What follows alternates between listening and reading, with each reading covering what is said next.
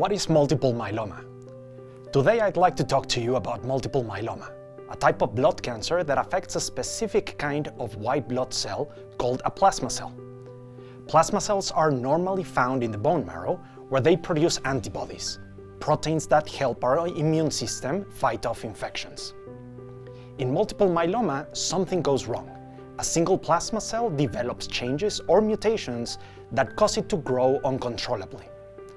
Over time, these abnormal plasma cells, called myeloma cells, accumulate in the bone marrow. Because the bone marrow is where our blood cells are made, having too many myeloma cells can crowd out healthy cells. This can lead to anemia or low red blood cells, increased susceptibility to infections due to reduced healthy white blood cells, and problems with clotting if platelet counts drop. Multiple myeloma often affects the bones as well. The growing clusters of myeloma cells can produce substances that weaken the surrounding bone, leading to bone pain, often in the back or ribs, and increasing the risk of fractures. In addition, the abnormal proteins produced by myeloma cells can travel through the bloodstream and sometimes cause damage to organs like the kidneys. Unlike some other cancers, multiple myeloma is typically not staged using the same methods we use for solid tumors. Instead, we use certain blood tests, imaging studies, and genetic information to categorize risk and guide treatment. A key part of diagnosing multiple myeloma involves taking a sample of your bone marrow, usually from the hip area, to see if myeloma cells are present.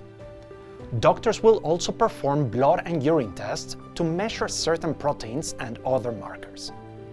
For treatment, we often use a combination of therapies.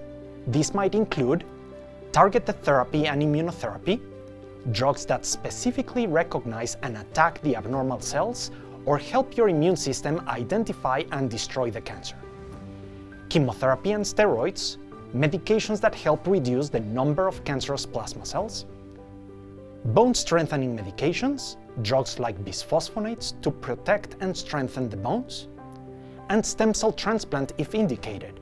After high-dose chemotherapy, healthy stem cells are given to restore the bone marrow's ability to produce normal blood cells. These usually come from your own cells, an autologous transplant, or might come from a donor, an allogeneic transplant, depending on your situation.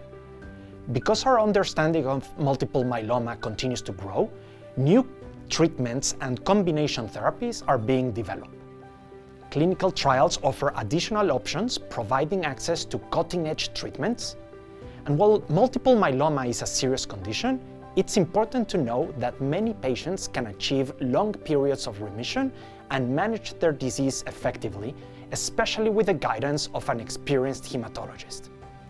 As always, if you or a loved one is facing a multiple myeloma diagnosis, don't navigate it alone. Partner with a knowledgeable medical team, seek out support groups, and engage your community. With the right care and support, you can move forward with hope and confidence.